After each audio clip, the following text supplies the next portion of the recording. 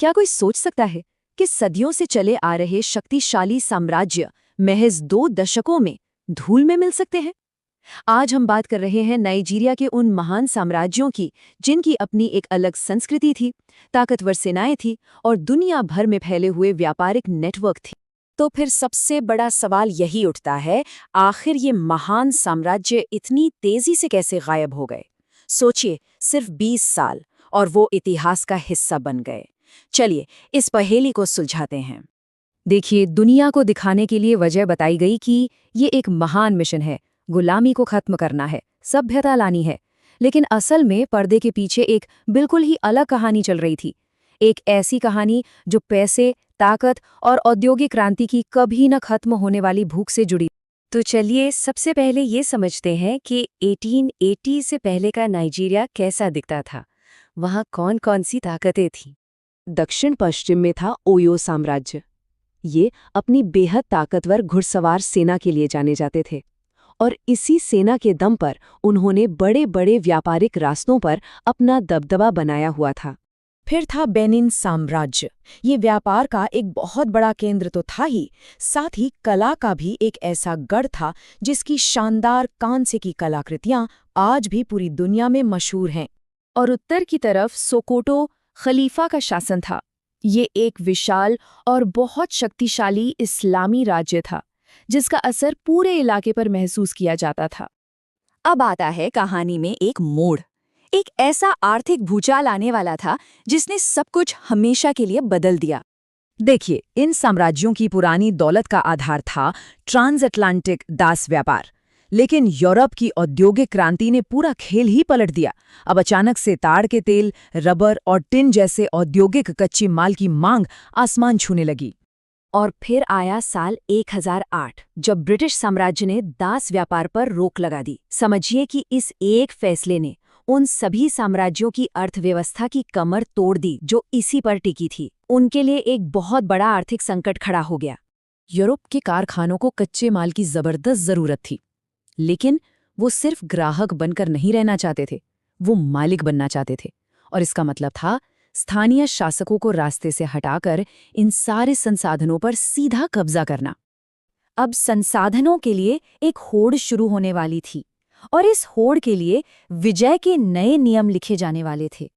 और ये सब शुरू हुआ बर्लिन सम्मेलन से। 1884-85 में यूरोप की बड़ी ताकतों ने एक मेज पर बैठकर पूरे अफ्रीका महाद्वीप को आपस में बांटने के नियम बना लिए। इसी सम्मेलन ने अफ्रीका पर कब्जे की दौड़ को कह सकते हैं कि एक तरह से हरी झंडी दिखा दी। और उसके बाद तो जैसे एक तूफान आ गया। 1892 में इजेबू पर कब्जा, 1897 में बेनिन को लूटा गया, 1901 में आरू को तबाह कर दिया गया और आखिर में 1903 में सोकोटो का पतन हुआ। 2 दशकों से भी कम समय में सब कुछ खत्म हो गया। चलिए इसे और बेहतर समझने के लिए एक मामले को जरा करीब से देखते हैं। बेनिन अभियान। ब्रिटिश और बेनिन साम्राज्य के बीच टकराव की जड़ सीधी सीधी पैसा थी। बेनिन के शासक, जिन्हें ओबा कहते थे, वो ताड़ के तेल और रबर जैसे कीमती संसाधनों के व्यापार को पूरी तरह से कंट्रोल करते थे और यही कंट्रोल ब्रिटिश चाहते थे। हुआ ये कि एक ब्रिटिश प्रतिनिधि मंडल ने ओबा की चेतावनियों को नजरअंदाज किया तो उन पर घात लगाकर हमला कर दिया गया और बस अंग्रेजों को जो बहाना चाहिए था वो मिल गया। इस घटना को बेनिन नरसंहार का नाम दिया गया और इसी को आधार बनाकर एक बड़े सैन्य हमले को सही ठहराया गया। और इसी बहाने के तहत बेनिन शहर पर हमला करने के लिए आधुनिक हथियारों से लैस 1200 ब्रिटिश सैनिक भेज दिए गए। ये एक बिल्कुल बेमेल लड़ाई थी। एक तरफ थे पारंपरिक हथियारों के साथ लड़ने वाले बेनिन के बहादुर योद्धा और दूसरी तरफ थी मैक्सिम गन और तोपों से लैस ब्रिटिश सेना। नतीजा क्या होगा, इस पर कभी कोई शक था ही नहीं। इस हमले के नतीजे बहुत ही विनाशकारी थे। बेनिन शहर को जलाकर राख कर दिया गया, ओबा को देश निकाला दे दिया गया, हजारों बेशकीमती कलाकृतियों को लूट लिया गया और पूरे साम्राज्य को ब्रिटिश उपनिवेश का हिस्सा बना लिया गया। और अब कहानी के आखिरी पड़ाव पर सोकोटो का पतन, जो इस युग का अंत था। दूसरे साम्राज्यों के ठीक उलट सोकोटो खलीफा उस वक्त कमजोर नहीं था, बल्कि वो एक युवा और ताकतवर साम्राज्य था जो अपने चरम पर था। इसीलिए इस पर जीत हासिल करना औपनिवेशिक ताकत का एक साफ साफ प्रदर्शन था। बुर्मी की आखिरी लड़ाई में सुल्तान की फौजों ने जबरदस्त मुकाबला किया। एक पल के लिए तो ऐसा लगा कि शायद वो जीत जाएंगे, जब उनके जहरीले तीरों के हमले से ब्रिटिश सैनिक इतने हैरान हुए कि वो पीछे हटने लगे। लेकिन आखिर में जीत बेहतर हथियारों की हुई। सुल्तान मारा गया और उनकी मौत के साथ ही उस इलाके में स्वतंत्र साम्राज्यों के युग का हमेशा के लिए अंत हो गया।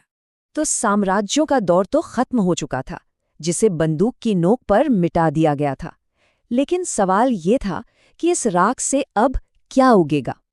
ये एक ऐसा सवाल था जो आधुनिक नाइजीरिया के भविष्य को आकार देने वाला था और जिसकी गूंज आज भी महसूस की जाती है।